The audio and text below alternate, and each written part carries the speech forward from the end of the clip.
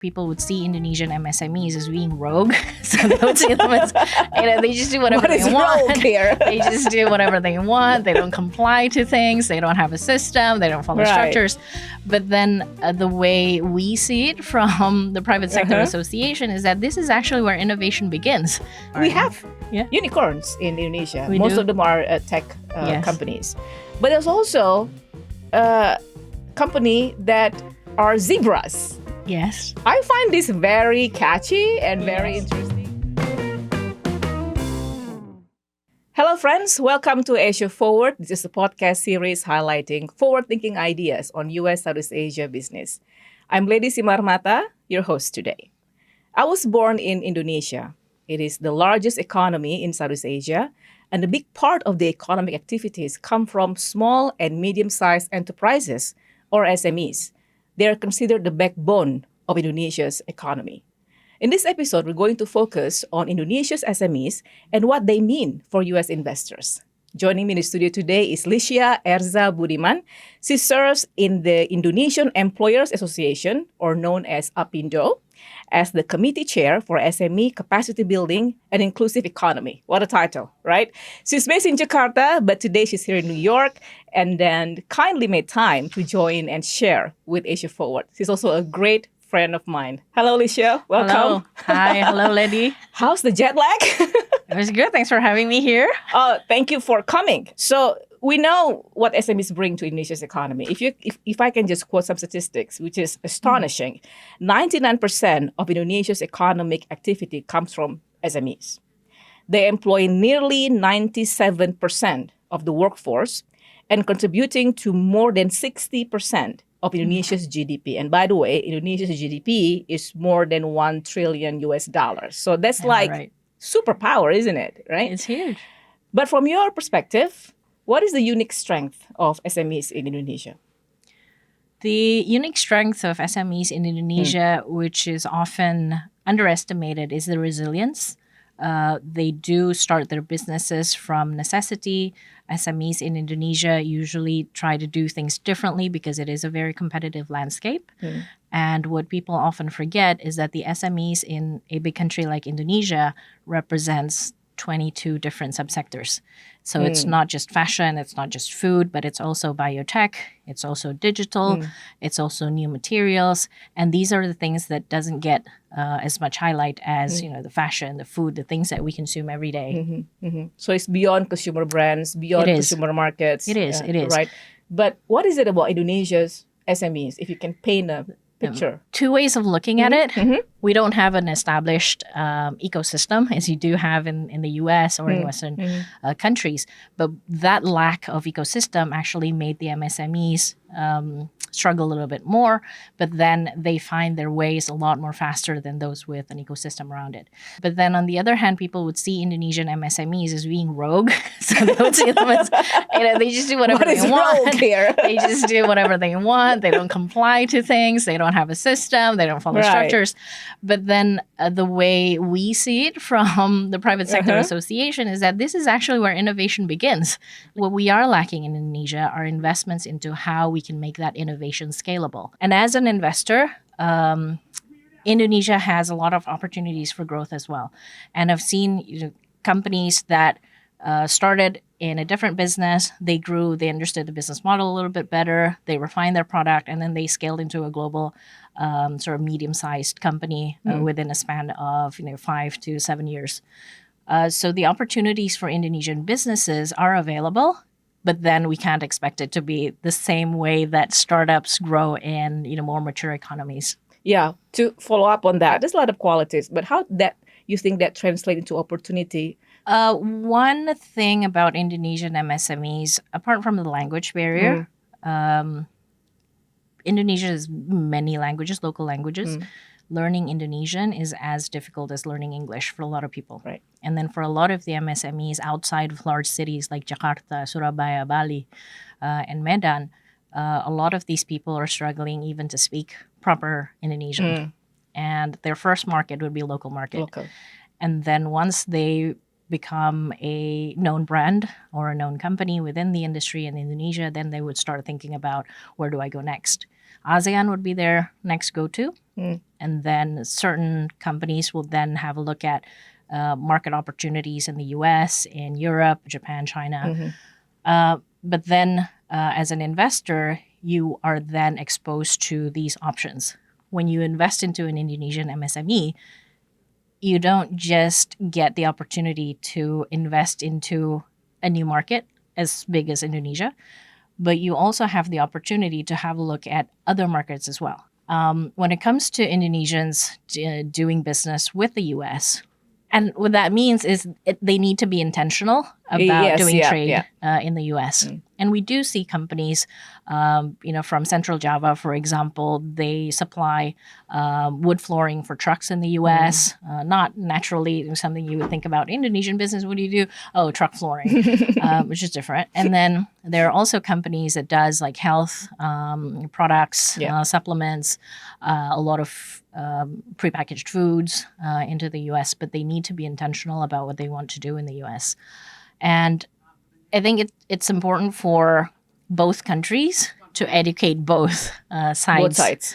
Not a lot of the MSMEs understand that there is that opportunity in the US. When they think about the US, it's very, high tech, Silicon Valley, right. Large companies. And so there's a little bit of, lack of confidence to tackle an American market. What Indonesian small businesses forget is that there are also small businesses in the U.S. Right. So it doesn't necessarily have to be dealing with large companies with very limited capabilities to supply from Indonesia. I think there have been some business interactions between small businesses in Indonesia and their counterparts in the U.S. and vice versa. You oversee this in APINDO, and there is a future for even more interactions. Do you see this as something that is, it's soon is going to be increasing even more? Yeah, I think so. And also the role of conveners like the U.S. Chamber of Commerce, for example, like U.S. chambers. There's, groups of American businesses. They are in the country. So that helps in educating the businesses what the opportunities might be. Right. Yeah. What we are also seeing in Indonesia are the rise of cross-border venture builders. So you would see businesses investing into companies that are, brick and mortar, not just digital. And these companies, these investors or these business counterparts start seeing Indonesia as also part of a supply chain that could help their business in the U.S. Or sometimes we also find partnerships that happen because U.S. companies want to enter ASEAN markets. Right.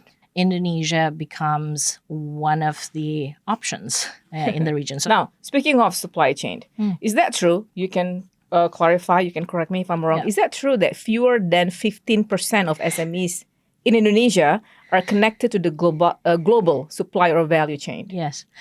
Is that low? We are considered lower than our neighbors, right? Malaysia, Philippines. Compared to other ASEAN countries? Yes, correct. We are considered lower compared to them. But there's also a reason to that. Indonesia, we have close to 300 million people. Yes, so for them to be linked to global supply chain, they need to have a good reason for it. And the extra work, the extra complexity. Right, and the research and the effort, right? Yes. Yeah. I'll give you an example. Beauty products, beauty makeup tooling. For that to be part of a global supply chain, when they first developed their product, it was intentionally for Indonesia market, maybe even ASEAN kind of market, because it's like similar skin type, similar reaction to the weather, for example.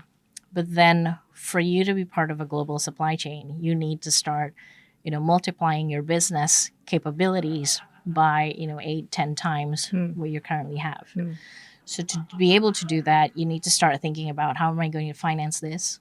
How am I going to make sure that that supply, that market opportunity remains open for the next foreseeable future?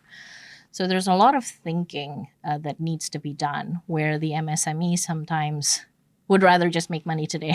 What is the estimation of SMEs in Indonesia? 62 million? Yeah. So, different organizations have different numbers. Right, yeah. Approximately about 62 million, of which a lot of them are micro businesses. So your mom and pop shops would be, sort of a majority of that. And then you'd have maybe about 1 million small companies operating and scaling well. And then the medium-sized companies are the ones, employing 60, 70 people. And they would be the ones looking for new markets to grow. They would be the ones that has the capacity to be able to grow. But that missing middle in Indonesia is where the opportunity is for international businesses to come in and partner with Indonesian companies. So have a look at Indonesia as, as a living lab. Yeah, and there's a lot of reasons to look at Indonesia SMEs. Yeah. So look at it as, a new partner. Look at it as new sources of innovation. Look at it as that growth area. If you're a saturated market already, if you're stuck with how you want to develop your business a little bit further, Indonesia is a great place to do that. So do you find this characterization both challenge and opportunity that we find in the landscape of Indonesia SMEs also exist in other Southeast Asian countries? Some, yeah. The Indonesian... Okay, so let's talk about it like this. So what's different from Indonesia compared to other Southeast Asian companies, leaving Singapore aside for a little bit? Indonesia has land-based, maritime, so marine-based economies, people-based economy. Right. And they're all huge. Yes. The biodiversity in Indonesia could then become the basis for a new bioeconomy base. New materials from extracts, from agriculture byproducts that other countries in Southeast Asia may not have as much. Marine biodiversity, also the same thing. Whether you want to do your business from a conventional business, so things that you can see, you can touch, all the way to your sort of more abstract, carbon credit type of, business opportunities. You can have a look at the natural resources outside of the large critical minerals conversation in Indonesia. Even with the critical mineral conversation, there's a lot of conversation around just transition, a lot of coal phase out conversations, for example. So if that does happen, what would be the replacement of that? So then MSMEs and new bioeconomy is an alternative. So not a lot of other countries have that luxury to then be able to work on these things. And we haven't even touched on, creative economy. We haven't touched on, arts, heritage-based economies. And there, within ASEAN, other countries would have one or the other. Indonesia will have everything you need to find, And from what I learned, role of women in Indonesia SMEs is significant, and significant probably understatement here. The majority of that, yeah. Can you describe just the role of women in Indonesia SMEs landscape? Yeah. It's not something that happens without a reason. So traditionally, the breadwinner would be the male members of the family, and then the additional household income would come from the women in the house, starting, a home business. So then when that grows, it becomes that new entity. It becomes a new business. So the role of women in the MSMEs landscape is huge, and we understand that. And that's why we have a lot of initiatives. If you look into initiatives by the development partners, so World Bank, ADB, you name it. My next question is, I know APINDO advocates for SMEs, particularly your committee that you chair. You advocate for them when they have a discussion with the government, advocating them so they are represented or recognized in government policy. So when we talk about women's role here, how they are represented or reflected or recognized in the policy? The rise of ESG helped because ESG conversations, you would have, how many male, female workers do you have? How many male, female leaders do you have? How many, whatever.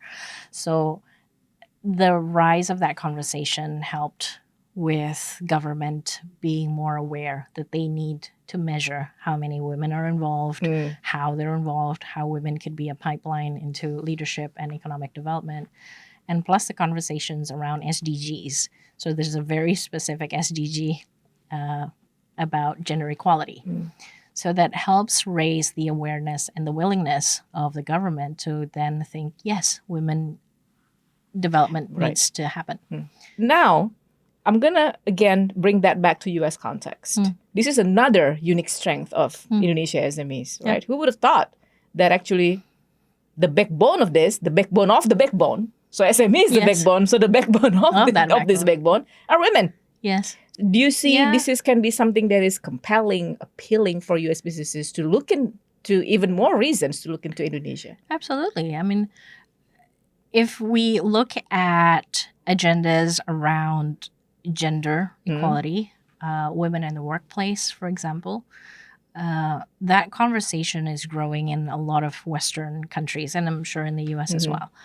And working with an Indonesian business means you're also looking at the best practices, how it could be done by women. Yeah.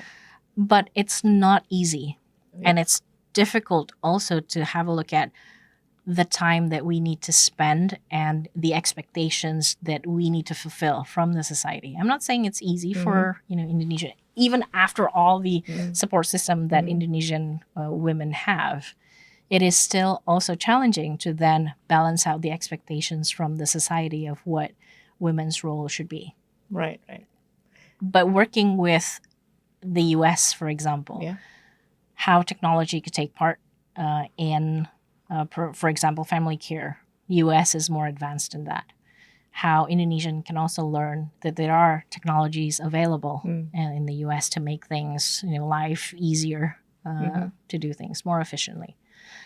So both ways, I think, the opportunity, and to invest into women as opposed to just looking at women as a feel-good opportunity. It's an economic power in itself. Now, we discussed in a previous episode about digital economy, the boom of digital economy in Southeast Asia, and Indonesia pretty much in the center of that, front and center. So if we look into Southeast Asia digital economy now, how Indonesia SMEs how would you place Indonesia SMEs in that? Indonesian digital boom started with the marketplace. So trade was the forefront. So there was, a time where everybody had a marketplace startup. Right. Yeah. A lot of them died, unfortunately. Starting things is easy. Starting it is easy, but then keeping it alive is another thing. Keeping it alive is something else. But the depth of that digital transformation is an area for growth in Indonesia. If you're a digital solution provider, AI innovator in the US, you will find that Indonesian businesses can use those solutions deeper into their businesses. For example, Indonesian businesses start digitizing because of that trade. So they would be familiar with marketplaces, but even with marketplaces, they're familiar with mostly Asian or Indonesian, like Tokopedia, for example. But then when it comes to the back office work, so financial management, HR management, strategy, sometimes if you're in a growth company, you would appreciate insights that would come from AI solutions. So the depth is something that the Indonesian businesses are still very early in that. And that is an opportunity for countries like the US, where you have that innovation at the core of everything you do. To tap into the Indonesian market, number one, as a market for your solution, but then number two is also having a look at the needs that are different. So you can develop new solutions, new products for a market like Indonesia. And then instead of reinventing the wheels somewhere else, you can have a look at Indonesia and how different businesses would use different technologies according to their sector.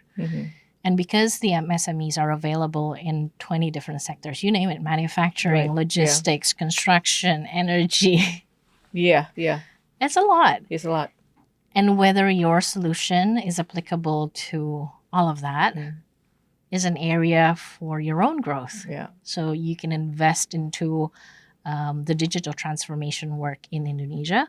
So the room for digital is increasing, but you do have to look beyond the usual suspect large cities. Right. If you go into Jakarta, the level of digitization tends to be higher, but then a lot of businesses live outside of Jakarta. We're made of 30 plus different, here you call it states, but in Indonesia it's provinces. Yeah. So sometimes businesses underestimate what it takes to enter Indonesia. They would have a look at Jakarta, they would have a look at Bali, they would have a look at maybe Surabaya or Medan. But then you look at the different cities, they would have a different behavior, they have different infrastructure, and that's where your technology, your digital solution becomes challenged.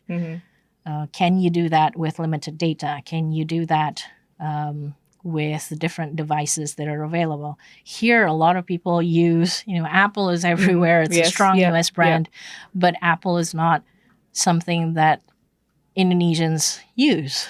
So that's where your innovation gets tested. But then once you solve that, the larger markets would open up as well. Right. So now I want to follow up with AI, artificial intelligence. How does that apply in Indonesia SMEs landscape? SMEs love AI. Oh, why? They Why love so? it. Number one, SMEs don't have a lot of resources. They can't hire like an army of staff to do their marketing, to do their campaigns, to do their business insight trend monitoring, for example. So MSMEs love AI. At APINDO, we at any given time we would have over 100,000 MSMEs within our capacity building projects. We're currently running this program with the International Organization of Employers and Microsoft, and it's for basic AI fluency. And then every week we would have MSMEs share what they do with AI. So everything from content generation to market insights to having a look at trends, having a look at product development, having a look at how they could do research more effectively. They're still using, I guess ChatGPT is very popular, but they're also looking into... We're here too. Yeah. They're looking at how Canva helps with their design. I'm not... we can. Brands, right? As long as a couple of brands, we can. Popular ones. Popular ones, yeah. Yeah, so MSMEs look at AI as their friend. Right. And they start understanding if that's the potential of AI as a small business. How can you grow more efficiently? How can you grow more effectively with the support of AI? So that removes a lot of the earlier barriers that we talked about, like language barrier, insight barrier, not understanding geography around that. And this is probably one of the most optimistic AI conversations that I've had lately. You know what I mean, right? When it comes to AI and future of work, there's a lot of concerns. But when it comes to SMEs, it's sort of like a great It's godsend. It's godsend. Yes, but the thing is, people are afraid of work being replaced by AI. That's a lot everywhere. Of conversation a lot of these the days. conversation is about, will there be jobs? But in Indonesian terms, if you don't have a job, you start a business. That's the spirit. That's the spirit. Yeah, that's the spirit. If you don't have a job, you start a business. Yeah. But I don't have resources. There's AI can help you with a lot of things. Like, I don't know what business I want to be in. You can have AI help you generate the business model, consult business with plan, AI. consult with AI. You can learn about anything. It's that power then helps business. Having said that, there's a digital divide. There's one. So not everybody has access to AI, especially if you're in an area in Indonesia where you don't have, electricity or data infrastructure. So you get left behind even worse than before. And then there's also the economic gap that comes with it, because AI are mostly, subscribe base or subscription base. So you need to have the resources for that to start with. And those who don't have that resource, if you're out of a job and then you start businesses, but before you start your business, you have to pay AI solution to help you with it. So it's a catch-22 situation. So yes, AI in small business context is great. It helps with growth businesses. But we need to be careful about how we make sure nobody gets left behind in that move. Wow, this is very enlightening. By the way, guys, if you enjoyed the conversation, don't forget to subscribe to our channel. This is the link over here. Following up on that, I've heard the term green SMEs. Yes. How's that apply in Indonesia? This year, we work closely with the Ministry of MSMEs and also the Planning Ministry with Bappenas to come up with the umbrella regulation around green MSME. And the spirit is not for compliance, for the sake of compliance, but the spirit is to open up new economic opportunities for MSMEs. We identified that there are small businesses that started based on sustainability. So, for example, in forest areas or peatland areas that are carbon rich, they start their businesses by protecting the nature. That's the business. That's the business. So they are sustainable by default. Yeah. But then there are businesses, because of the market demands, they need to transform. If they're exporting, especially, there needs to be traceability. There needs to be certifications that are fulfilled. There needs to be emission data sometimes that's required by the destination country. And that's where the small businesses are transforming or shifting into sustainable business. And then there are small businesses that are, business as usual. But then because of the market demand, it's a matter of time before they would then also have to shift their practices. Sustainability is also a significant discussion in the U.S. Has always been. Has always been. How do you see these two worlds can linked when it comes to green practice and sustainability? Yeah. The good thing is the language is the same. Yeah. It's an easier collaboration, because if informally, if I sit with a U.S. business person and I ask, what's your sustainability target this year? They would be able to speak about, I need to reduce my emission. I need to watch my water consumption. I need to make sure that my waste is yada, yada, yada. And then if I look the other way and speak to an Indonesian company and say, what's your sustainability? Maybe same size or different size. What's your sustainability concern? They would say, is there carbon credit opportunity? And then the other one would be like, oh yeah, I could do that. And then the other one would say, is there, tax? What's the tax regime around that? They would say, are there financing around it? So it's the same conversation. It is easier to bridge that. Sustainability now, it's like a language that everybody could and it will continue to. to be like that. It will continue to be like that. There is a spectrum still. Not a lot of the businesses. If you go 3 hours outside with Jakarta to ask sustainability, they'd be like, there's a gradation. What is that? Yes, right. If it's a color, light green, it's a dark green, darker green, it's a blue. Now Indonesia has the capacity varied. Maybe Indonesia is a big country. It's a big country, first of all. But it's the new after the digital boom, sustainable business is the next area for growth. Right. There is I would say terminology, can be also a concept of unicorns, Yes. which is it's now becoming very common terms in everywhere, including in the United States, which basically means a company that grow quick and reach high valuation, right? You're a Unicorn. We unicorn. have Yeah. unicorns in Indonesia. We Most do. of them are tech Yes. companies. But there's also a company that are zebras. Yes. I find this very catchy and very Yes. interesting. Unicorn versus zebra, or unicorn and zebras, maybe not versus. Unicorns and their zebras. Companies or businesses that grow more steadily. Mhm. They profitable, but they also maintain connection to their community and their environment. Yeah. So can you give me more enlightenment about zebra companies? Yeah. Now. Unicorns exist in the U.S. Indonesia doesn't have that concept.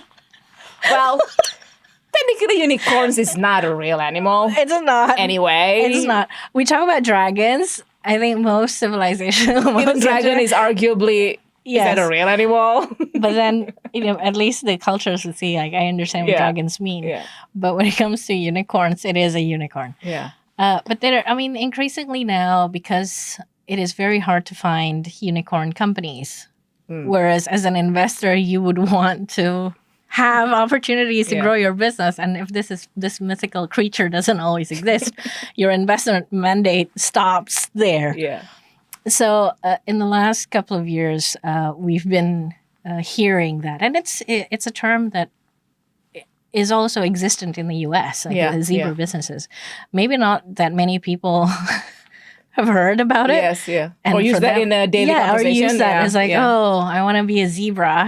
I want to be a unicorn is, sexier, more attractive. And even in Indonesia, the dream is to become a unicorn. Yeah.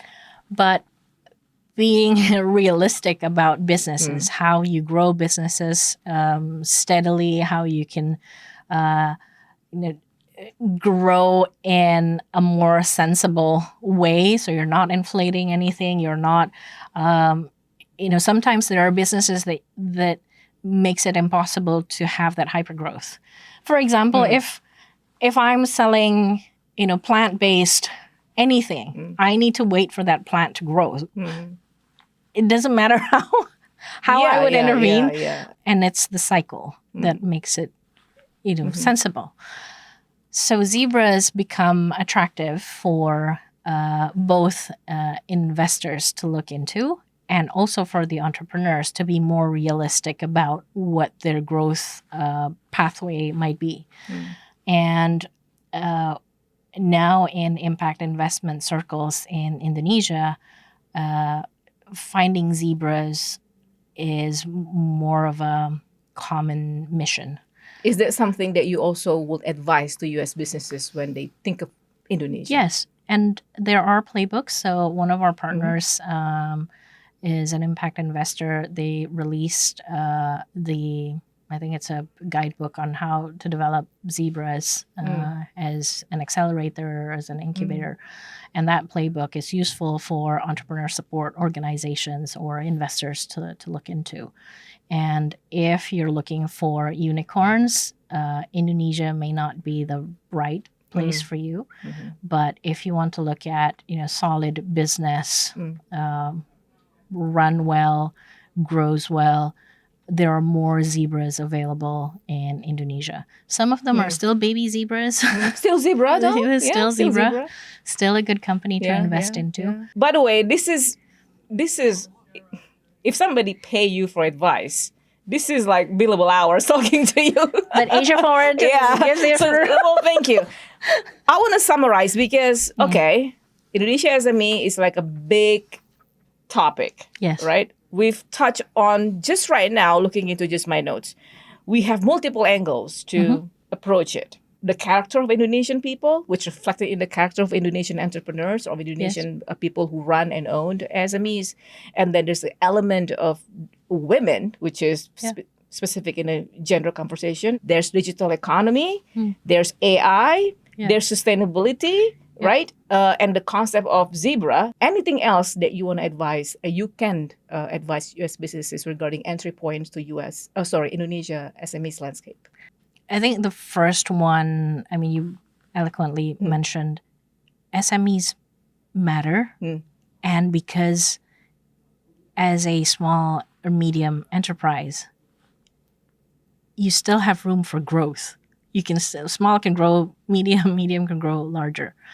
But if U.S. businesses are only looking at large, the only other growth area is extra large. It's very difficult to achieve. Yeah.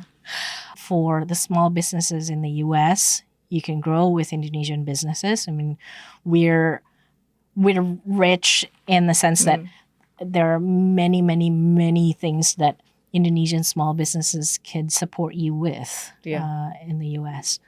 And it's not just about like cheap prices. It's not about cheap labor, but Indonesia can offer you lots of other things. You can offer you resilience. We are in Asia Forward. We always ask this to our guests. This is my last question. Yeah. Forward-thinking question. Asia forward-thinking. How do you want to see Indonesia's SMEs evolving over the next 5 to 10 years? I would want to see more Indonesian SMEs partnering with international SMEs. I know the conversation is about Indonesian entering, global value chains, global supply chains, but that sentence in itself sometimes gives the nuance that you need to work with a large company. I personally think that small business working with small businesses is easier because you're of a similar size, you're of a similar experience. The peer learning could take you farther than working with just large companies. I'm not saying you shouldn't work with large companies, but if we're thinking about how to move forward and moving forward together, then it should be the small, medium businesses in Indonesia working with, for example, small, medium businesses in the U.S. Right. Then that way we can both move forward. So thank you so much. Thank you so much for coming. Thank you so much for being with us. I hope you enjoy our conversation. I enjoyed the conversation.